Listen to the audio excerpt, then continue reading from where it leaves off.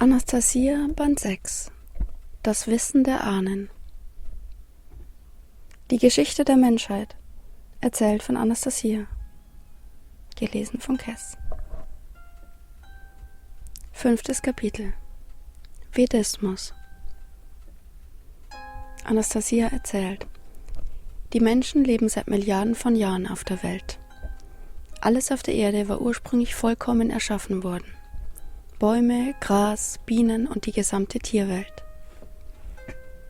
Alles Existierende steht untereinander und innerhalb des Weltalls in Verbindung.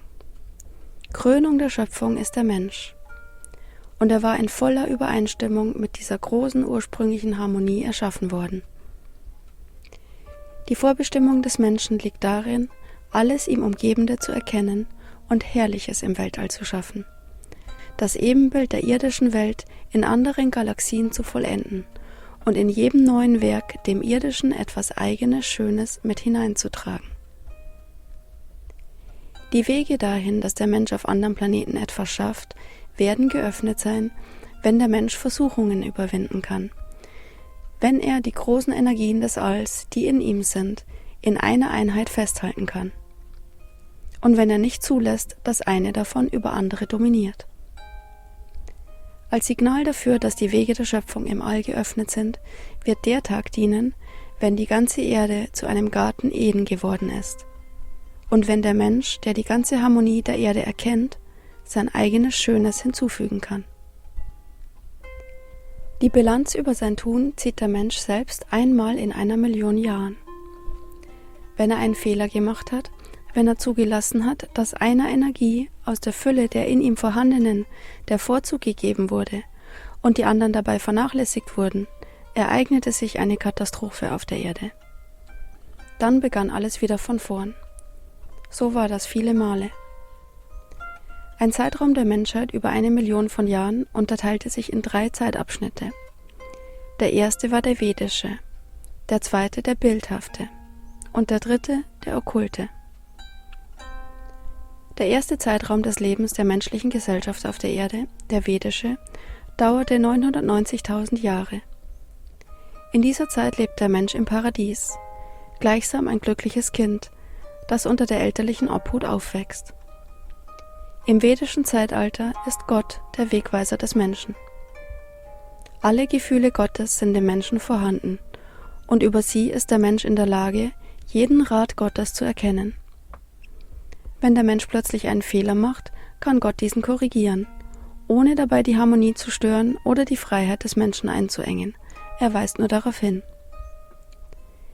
Die Menschen des vedischen Zeitalters stellten sich nicht solche Fragen wie: Wer schuf die Welt, das Weltall, die Galaxien und ihren herrlichen Planeten Erde und auf welche Art und Weise wurden sie erschaffen? Allen Menschen war klar: Alles sie Umgebende, Sichtbare und Unsichtbare, wurde von ihrem Vater, von Gott, erschaffen. Der Vater ist überall. Das, was ringsum wächst und lebt, sind seine lebenden Gedanken und sein Programm. Und über die eigenen Gedanken ist es möglich, mit den Gedanken des Vaters zu verkehren. Sein Programm kann vervollkommnet werden, wenn man es vorher nur detailliert versteht. Der Mensch verneigte sich nicht vor Gott. Die Vielzahl an Religionen, die danach entstanden, existierten im vedischen Zeitalter nicht. Es gab eine Kultur des Lebens. Die Lebensweise der Menschen war göttlich. Es gab keine körperlichen Krankheiten. Der Mensch ernährte sich und trug göttliche Kleider, und er dachte nicht an Nahrung und Kleidung. Seine Gedanken waren mit anderem beschäftigt. Die Gedanken waren begeistert von Entdeckungen, und über der menschlichen Gesellschaft gab es keine Herrscher und es existierten keine Grenzen, welche die heutigen Staaten festlegen. Die menschliche Gesellschaft auf der Erde bestand aus glücklichen Familien. Familien lebten auf verschiedenen Kontinenten. Sie alle vereinte das Streben nach der Schaffung eines herrlichen Raums. Viele Entdeckungen gab es, und jede Familie, die das Herrliche entdeckte, fühlte in sich die Notwendigkeit, es mit anderen zu teilen. Die Energie der Liebe formte die Familien, und jeder wusste, eine neue Familie schafft noch eine herrliche Oase auf dem heimatlichen Planeten. Die Menschen im vedischen Zeitalter hatten viele Bräuche, Feiertage und Karnevale. Jeder davon hatte eine große Bedeutung, war geprägt von Sinnlichkeit und dem Bewusstsein des reellen, göttlichen Daseins auf der Erde. Jeder der Bräuche war eine große Schule und eine große Prüfung für den Menschen, welcher daran beteiligt war. Eine Prüfung vor den Menschen, vor sich selbst und damit auch vor Gott. Ich erzähle dir einen davon. Der Brauch der Trauung, oder genauer gesagt, das Bekenntnis des Bundes zweier Menschen in Liebe. Schau und versuch einmal, das Niveau des Wissens und der Kultur mit der modernen zu vergleichen. Der Bund zweier Menschen, die Trauung. Der Brauch der Trauung als Bündnis zweier Menschen fand gemeinsam mit der gesamten Ortschaft statt, und manchmal nahmen mehrere benachbarte oder weiter entfernte Ortschaften daran teil. Die Begegnung zweier Menschen, die sich in der Zukunft ineinander verlieben würden, ging auf verschiedene Weise vor sich. Es konnten sich junge Bewohner einer Ortschaft ineinander verlieben. Doch meist war es so, dass sich auf einem gemeinsamen Fest der Siedlungen plötzlich die Blicke zweier Menschen trafen und ein Gefühl in ihren Herzen aufflammte. Er ging zu ihr oder sie zu ihm, das spielte keine Rolle. Vieles konnten die Blicke zweier Menschen einander sagen. Doch auch Worte, die in der Übersetzung in die moderne Sprache ungefähr so klingen. Mit dir, du herrliche Göttin, könnte ich den Raum der Liebe für Jahrhunderte schaffen. So sagte er seiner Auserwählten. Und wenn das Herz des Mädchens mit ebensolcher Liebe antwortete, lautete die Antwort: Mein Gott, ich möchte dir zur Seite stehen bei der großen Schöpfung. Danach suchten die Verliebten zu zweit einen Ort für ihr künftiges lebendiges Haus. Sie gingen zu zweit hinter die Einfriedung der Ortschaft, wo er mit seinen Eltern lebte, und danach zu der Siedlung, wo sie lebte. Und es gab keine Notwendigkeit, die Eltern von ihrem Vorhaben zu unterrichten. Es verstand auch so jeder in den Ortschaften und wusste von der bevorstehenden Vollendung. Wenn die Verliebten den Ort, wo sie leben würden, im gegenseitigen Einvernehmen gefunden hatten, zogen sie sich oft zu zweit dahin zurück. Sie übernachteten unter freiem Himmel oder in der erbauten Laubhütte. Sie wachten mit der Morgendämmerung auf und verabschiedeten den Tag. Sie gingen für kurze Zeit in die Häuser ihrer Eltern zurück und eilten wieder an ihren Ort. Er rief sie und zog sie an, so wie das kleine Kind auf unerklärliche Weise die Aufmerksamkeit der Eltern auf sich zieht. Die Eltern stellten den verliebten jungen Leuten keine Fragen. Sie warteten nur mit Zittern und großer Freude auf die Fragen der Kinder und schauten, wie ihr Sohn oder ihre Tochter in tiefes Nachdenken verfiel. Die Kinder gingen wieder in ihre große Einsamkeit. So konnte es Monate, 1 Jahr, 2 Jahre gehen. In dieser Zeit gab es keine physische, intime Nähe zwischen den Verliebten. In den vedischen Siedlungen wussten die Menschen, 2 liebende Herzen erschaffen ein großes Projekt, die Energie der Liebe bringt sie voran. Er und sie, die von Kindheit an von ihren Eltern die Lebensweise, das Wissen, die Erkenntnis der vedischen Kultur übernommen hatten, konnten sowohl vom Stern berichten, der am Nachthimmel leuchtet, als auch von der Blume, die mit dem Sonnenaufgang ihre Blätter öffnet, und von der Bestimmung der Biene und von Energien, die sich im Raum aufhalten. Er und sie, die von Kindheit an die wunderbaren Familienlandsitze, Oasen und paradiesischen Gärten sahen, die ihre Eltern in Liebe schufen, waren nun bestrebt, den eigenen aufzubauen. Auf dem ausgewählten Grund und Boden, mit einer Größe von 1 Hektar oder mehr, projektierten die Verliebten ein reales Leben. Sie sollten nunmehr gedanklich ein Haus projektieren, für viele Pflanzenarten einen Platz bestimmen, und alles sollte zusammenwirken und einander unterstützen. Alles sollte so angeordnet sein, dass es allein wachsen konnte, ohne große körperliche Anstrengungen des Menschen. Die Stellung der Planeten oder die täglichen Luftströmungen. Im Frühjahr und im Sommer riechen die Pflanzen so aromatisch und senden ätherische Düfte aus. Die Verliebten versuchten, die Pflanzen untereinander so anzuordnen, dass bei dem Hauch eines Lüftchens ein Bouquet dieser verschiedenen Düfte in ihren Wohnraum wehte. So entstand ein nie dagewesenes, vollkommenes Ganzes. Es bestand aus göttlichen Werken. Der von den Verliebten auserwählte Ort sollte sich zudem in ein herrliches, das Auge erfreuendes Bild verwandeln. Nicht auf Leinen, auf der lebendigen Erde wurde in Gedanken ein lebendes Bild für Jahrhunderte erschaffen. Auch heute kann sich der Mensch vorstellen, wie hinreißend der Gedanke ist und wie man sich konzentriert, wenn man sein eigenes Haus projektieren will. Und auch der Kleingärtner weiß, wie man sich besonders im Frühling durch den Gedanken an die Zukunft seines Grundstücks hinreißen lässt. Und der talentierte Künstler weiß auch, wie der Gedanke zu begeistern vermag, wenn er an sein zukünftiges Bild denkt. All diese Bestrebungen zusammen konzentrierten sich in 2 liebenden Herzen. Das Wissen darum wurde durch die Energie der Liebe verstärkt und erzeugte Begeisterung. Aus diesem Grund dachten sie nicht einmal an das, was heute als sinnliches Vergnügen bezeichnet wird. Wenn das Projekt in Gedanken fertig war, gingen die Verliebten zuerst in den Ort, in dem der Bräutigam lebte, und sie gingen in jedes Haus. Sie luden die Hausherren zu Besuch ein. Ihrem Kommen wurde in jedem Haus mit Aufregung entgegengesehen.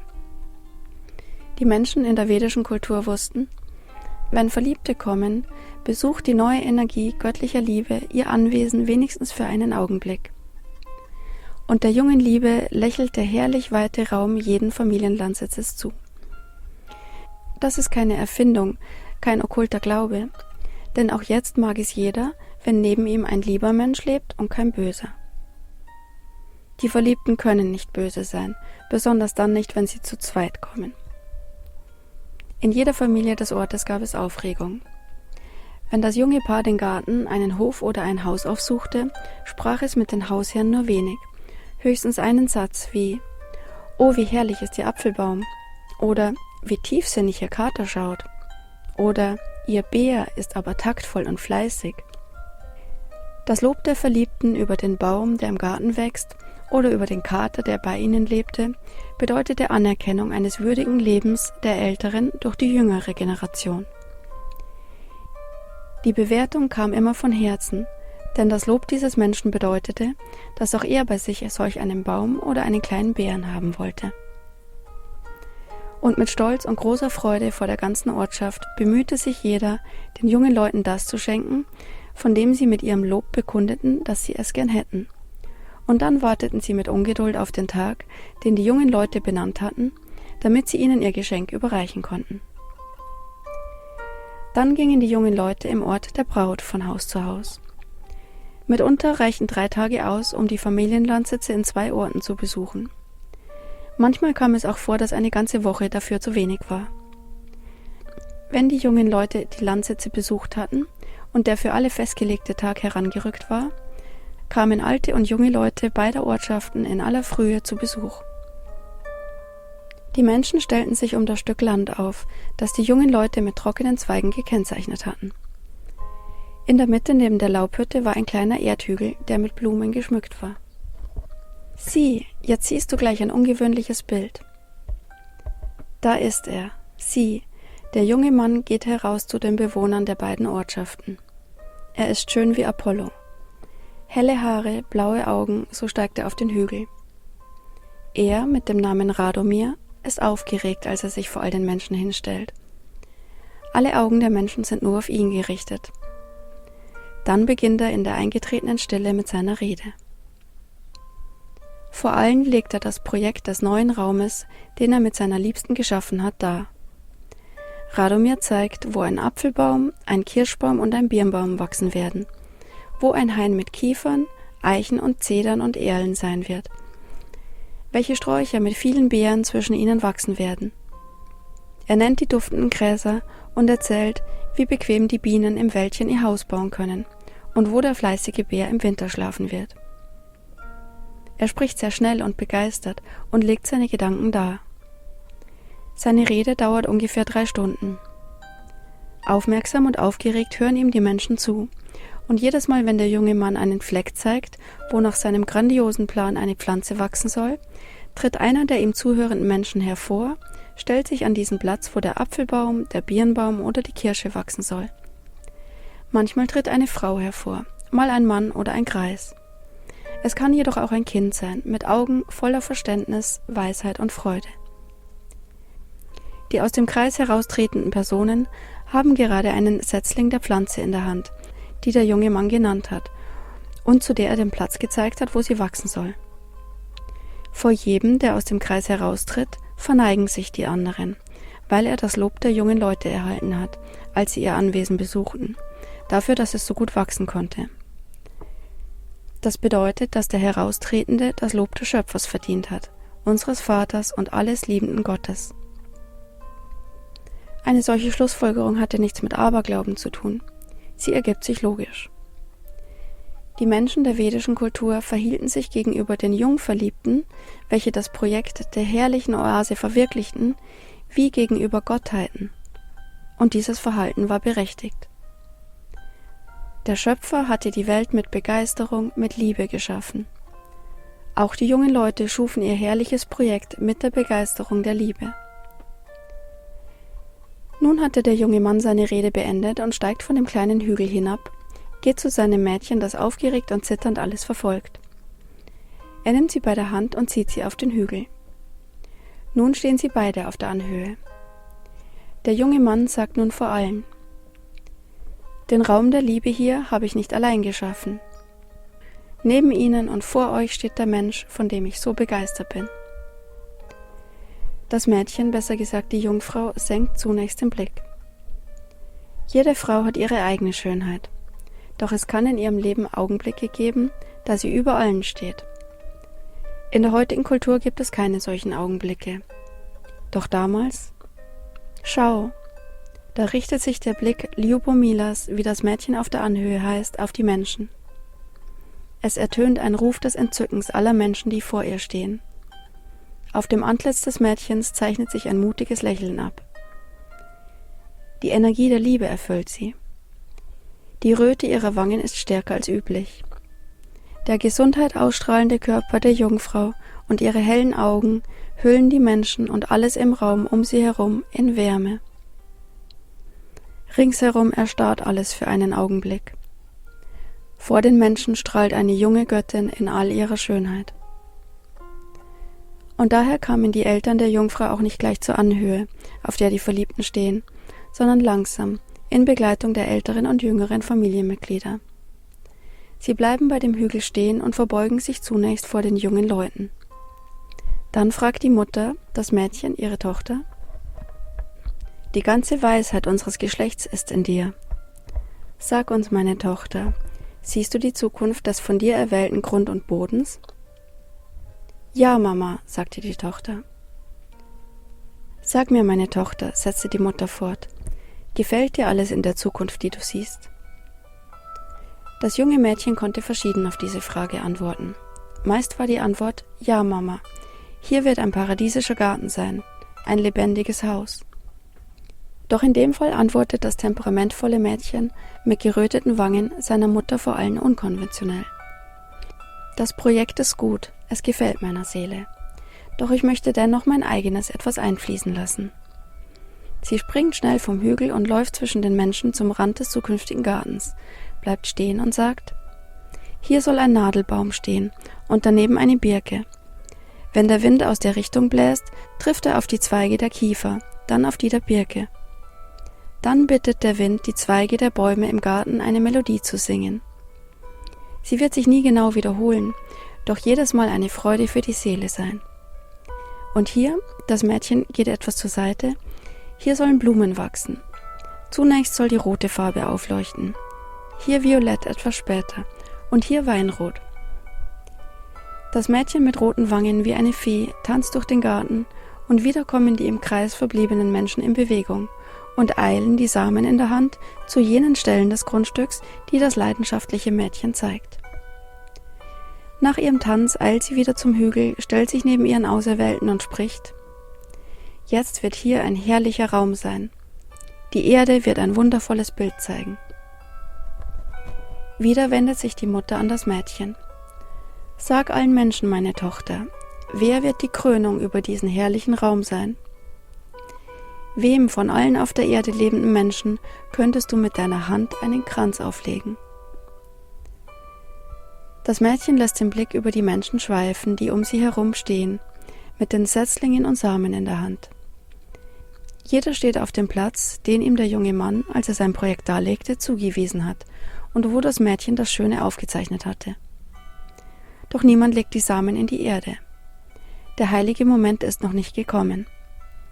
Das Mädchen dreht sich zu dem jungen Mann herum, der neben ihr auf dem Hügel steht, und spricht in singendem Tonfall Folgendes: Derjenige ist würdig, den Kranz anzunehmen, dessen Gedanken in der Lage sind, die Zukunft schön zu gestalten. Bei diesen Worten berührt das Mädchen mit der Hand die Schulter des neben ihr stehenden jungen Mannes. Er sinkt vor ihr auf die Knie und das Mädchen legt einen schönen Kranz auf seinen Kopf, den die Hand des Mädchens aus duftenden Gräsern geflochten hatte. Dann streicht sie mit der rechten Hand dreimal über das Haar des gekrönten jungen Mannes und mit der linken neigt sie seinen Kopf ein wenig zu sich. Dann gibt sie ein Zeichen und der junge Mann erhebt sich. Das Mädchen läuft vom Hügel herunter und senkt gleich den Kopf als Zeichen des Gehorsams. In diesem Moment tritt der Vater zu dem über allen stehenden jungen Mann mit dem Kranz. Er wird von der ganzen Familie begleitet.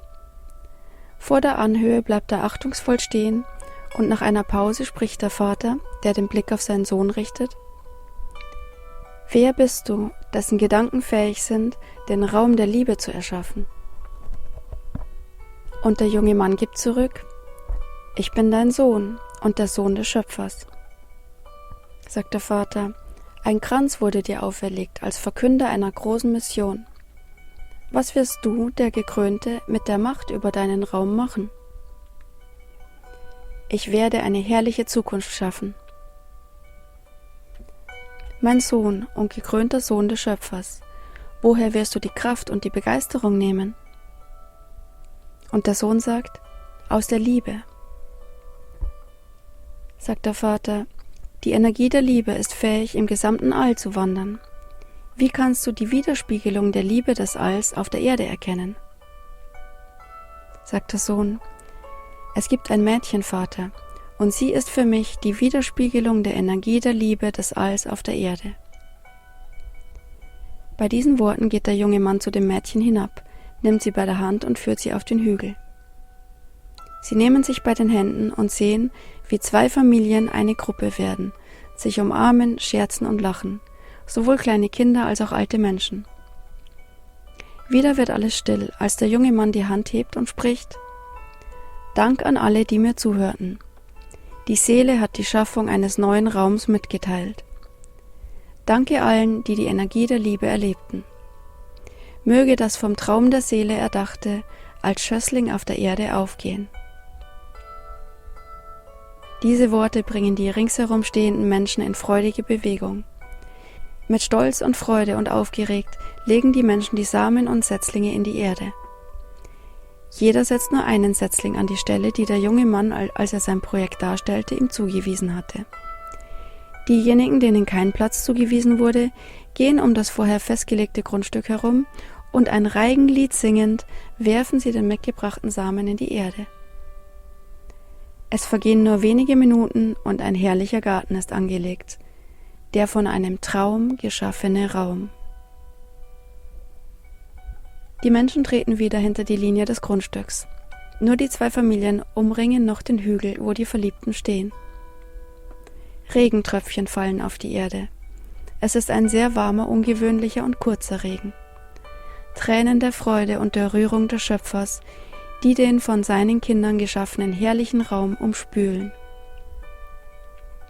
Was kann es für den Vater Schöneres geben als die herrliche Schöpfung seiner Kinder?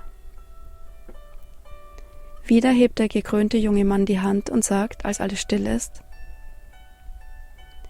Die Geschöpfe, die der Schöpfer uns geschenkt hat, mögen neben uns in Freundschaft leben.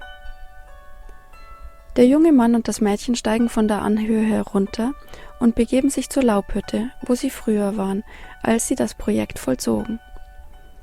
Nach diesen Worten geht jemand aus dem Kreis der Leute zu den jungen Leuten, neben dem ein alter Hund mit seinem Welpen läuft.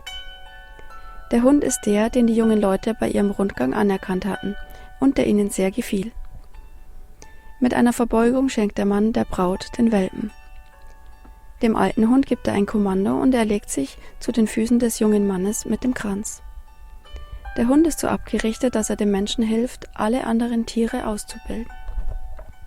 Der junge Mann befiehlt dem Hund, sich an den Eingang zu setzen, und das Mädchen lässt den Welpen in die Laubhütte. Andere Leute kommen nacheinander zur Laubhütte und halten eine kleine Katze oder ein Lamm in der Hand oder führen ein Fohlen oder ein Bärenjunges an der Leine. Aus Zweigen flechten die Menschen schnell einen Stall neben der Laubhütte, und bald sind in der Behausung, wo sich vor kurzem noch Menschen ausruhten, junge Tiere. Dem kommt eine große Bedeutung zu, denn durch die Nähe werden sie ewig in Freundschaft leben, füreinander sorgen und sich gegenseitig helfen. Das ist keine Mystik, es ist das Gesetz des Schöpfers der Natur. Auch heute kann man sich davon überzeugen. Wenn ein Hundewelpe und ein Kätzchen zusammen aufwachsen, bleiben sie, auch wenn sie groß sind, Freunde. Charakteristisch für das vedische Zeitalter ist außerdem, dass die Menschen um die Bestimmungen anderer Geschöpfe wussten und alle Tiere dem Menschen dienten. Der Mensch hatte keine Arbeit mit dem Füttern der Tiere, sie ernährten ihn. Die Haustiere und der Mensch waren im vedischen Zeitalter Vegetarier und aßen niemals Fleisch. An eine solche Nahrung dachten sie nicht einmal. Die Vielfalt dessen, was um sie herum wuchs, entsprach dem Geschmack des Menschen und der bei ihm lebenden Tiere voll und ganz. Auch in diesem Fall bringen die Menschen aus den 2 Ortschaften für die jungen Leute das Beste, was sie haben. Nachdem sie die Gaben entgegengenommen haben, steigen die jungen Leute nochmals auf den Hügel. Dank an alle, bedankt sich der gekrönte Bräutigam bei den Anwesenden. Danke allen für die Schaffung des Raums. Mein Geschlecht wird ihn über die Jahrhunderte hinweg bewahren. Dank den Müttern, die den Schöpfer gebaren, sagt die junge Braut. Und sich an den jungen Mann wendend fügt sie hinzu: Zur Freude des Schöpfers der Sonne, des Mondes und der Sterne und der schönen Erde werden wir alles, was du erdenken kannst, erschaffen. Mit dir, wunderschöne Göttin, und mit den Menschen, antwortet der junge Mann der Braut und fügt hinzu: Du allein bist fähig, meine Träume zu begeistern. Wieder stiegen die jungen Leute von der Anhöhe herab, und jede der Familien überhäuft sie mit Glückwünschen. Die Menschen, die um das Grundstück einen Reigen bilden, singen ein fröhliches Lied. Schon ist es Abend geworden. Mit ihren Verwandten entfernen sich die jungen Leute, jeder in sein Haus. 2 Nächte und einen Tag werden sie jetzt einander nicht sehen. Zu Hause angekommen, fällt der junge Mann, der Schöpfer, welcher seiner Schöpfung viel Kraft gegeben hat, in einen tiefen Schlaf, und die schöne Braut schläft in ihrem Bett. Die Menschen, die am Ort geblieben sind, wo das Werk in Liebe vollendet wurde, singen noch Reigenlieder. Sie ziehen sich paarweise zurück, und die Älteren schwelgen in angenehmen Erinnerungen, wie es bei ihnen an diesem Tag war. Die besten Handwerker der beiden Ortschaften bauen an einem Tag und in einer Nacht, umgeben von Liedern und Reigen, ein kleines Haus. Sie legen die Balkenkränze dicht aufeinander und dazwischen Moos und duftende Gräser. Einen Tag später stellen die Frauen der beiden Orte die besten Früchte in das neue Haus. Die 2 Mütter bedecken das Bett mit einer Leinendecke und in der 2. Nacht entfernen sich alle vom Grundstück. Die Nacht ist zu Ende, der Bräutigam wacht auf, als die Sonne über der Erde aufgeht. Jubel und Freude erfüllen ihn und das elterliche Haus. Sein erster Gedanke gilt dem Kranz. Er setzt ihn auf seinen Kopf und lächelt allen glückselig zu. Zusammen mit seinen Brüdern und Schwestern geht er zum Bach, um sich mit dem Quellwasser zu waschen. Als er durch den Garten geht, sieht Radomir seine Mutter. Mit einem verdeckten Lächeln blickt die Mutter auf ihren Sohn. Der junge Mann kann nicht anders, als er seine Mutter sieht. Er hebt sie hoch und wirbelt sie durch die Luft wie ein Kind.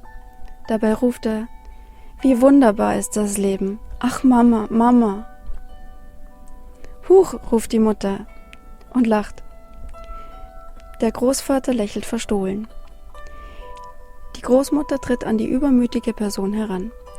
Sie hält eine schöne geschnitzte Schöpfkelle in der Hand und sagt: Halt ein, du junger Gott! Spar deine Energie, die du beim Herumtollen verbrauchst. trink den Aufguss aus beruhigenden Kräutern, damit deine Energie dich nicht verbrennt. Ihre Zeit kommt später. Als der junge Mann den Aufguss ausgetrunken hat, beginnt er mit dem Großvater ein Gespräch über den Sinn des Lebens, über das Weltall. Doch bald fallen ihm wegen des Aufgusses die Augen zu und der junge Mann, den die Großmutter als jungen Gott bezeichnete, sinkt auf der gestickten Bettdecke in einen tiefen Schlaf. Wieso? Warum nannte die Großmutter den Enkel einen Gott? Übertrieb sie damit nicht, weil sie den Jubel des Enkels sah? Nein, kein bisschen. Ihr Enkel hat Dinge vollbracht, die Gottes Namen würdig sind. Gott hat die Erde erschaffen und alles, was auf ihr wächst und lebt. Der junge Mann, der über alle Kenntnisse seiner Vorfahren verfügt, erkannte die Bestimmung vieler Werke zur großen Freude des Schöpfers. Nachdem er diese analysiert hatte, schuf er daraus eine herrliche lebende Oase, die ihm, seiner Liebsten und der Generation ihrer Kinder sowie den Menschen, die in den Jahrhunderten die herrliche Schöpfung der Liebe schauen werden, Lebensfreude bringen wird. Welche der menschlichen Taten auf der Erde kann Gott am meisten erfreuen? Was kann ein Mensch, der ein Menschenleben auf der Erde verbringt, Besseres und Bedeutenderes tun? Der Hochzeitstag in der vedischen Kultur ist kein okkultes Ritual. In ihm liegt ein reeller, großer Sinn, das Streben nach dem Ebenbild des göttlichen Daseins. Indem der junge verliebte Mann sein Streben und sein Wissen den Menschen zeigte, legte er vor ihnen eine Art Prüfung ab.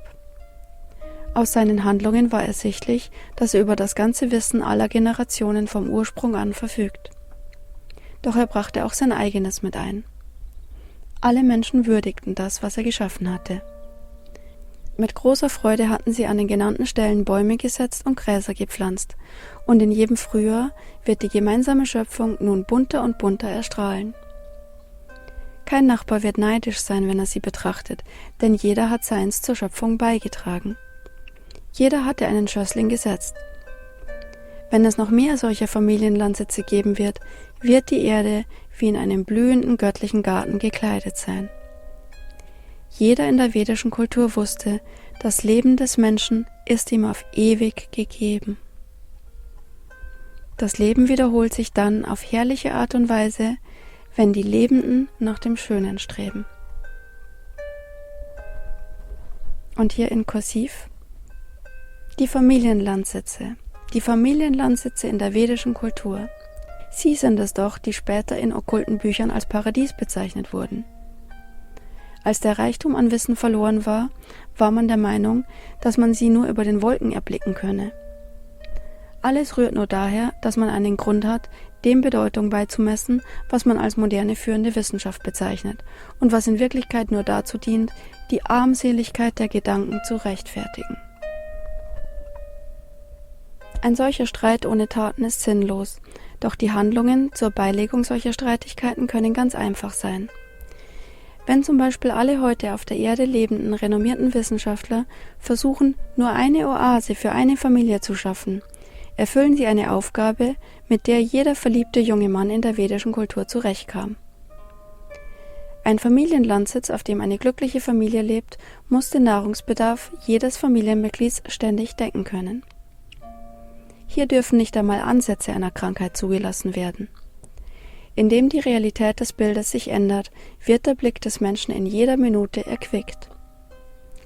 Das Gehör soll sich an der Vielfalt der Töne erfreuen und der Geruchssinn an den aromatisch duftenden Blüten.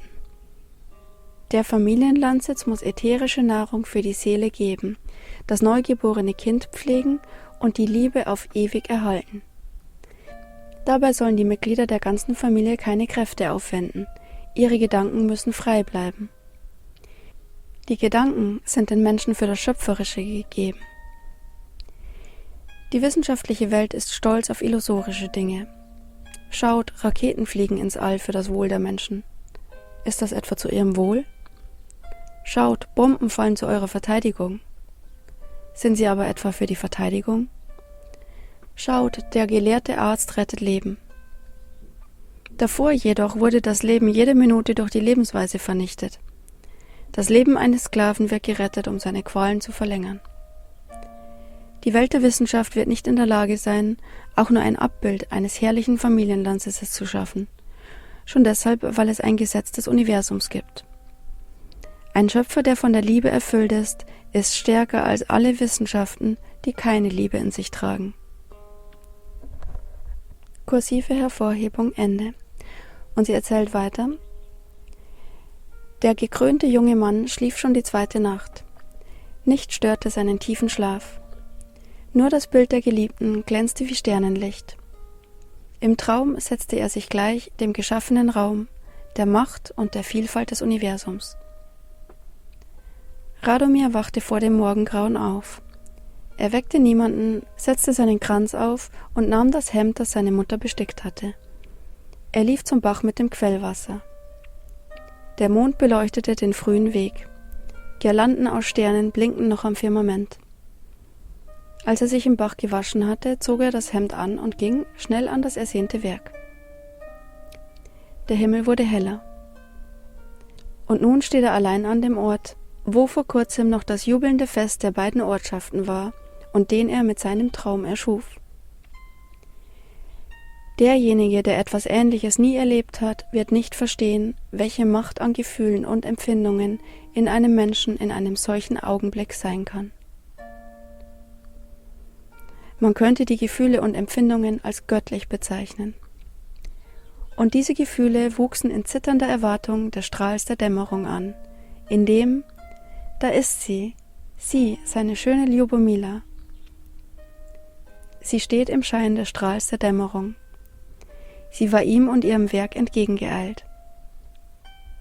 Aus einer inneren Vision heraus war sie zu Radomir geeilt. Für die Vollendung gibt es keine Grenzen, natürlich, doch die Zeit blieb plötzlich für die beiden stehen. Im Nebel ihrer Gefühle gingen sie in das neue Haus hinein. Ein Festmahl auf dem Tisch, ein lockender Duft der Trockenblumen ging von der bestickten Decke auf dem Bett aus. »Woran denkst du jetzt?« flüsterte sie aufgeregt. »An unser künftiges Kind.« Radomir zuckte zusammen, als er Ljubomila erblickte. »Wie schön du bist.« Er konnte sich nicht zurückhalten und berührte vorsichtig ihre Schulter und Wangen mit seiner Hand. Der heiße Atem der Liebe hüllte die beiden ein und trug sie fort in unbekannte Höhen. Niemand kann auch in Millionen Jahren im Detail beschreiben, was mit ihr und mit ihm geschieht, wenn im beiderseitigen Ausbruch der Liebe beide zur Schöpfung ineinander fließen und die Menschen das eigene und Gottes Abbild vollenden. Die Menschengötter der vedischen Kultur wussten jedoch genau, wenn das unerklärliche Wunder vollzogen wird, bei dem sich zwei verbinden, bleiben sie dennoch sie selbst. Und gleichzeitig zuckt das Universum in einem unerklärlichen Augenblick zusammen und sieht eine Vision. Barfuß, mit den Füßchen die Sterne berührend, strebt die Seele eines Kindes der Erde zu, mit sich die zwei und den dritten in einem verkörpernd. Der Akt der Schließung des Bundes zweier Verliebter im vedischen Zeitalter kann nicht dem Okkultismus zugeschrieben werden. Er ist rational. Er entsprach ihrer Lebensweise. Das wachsende Gefühl der Liebe zueinander in jedem Familienpaar spricht von der Ebene dieser Kultur.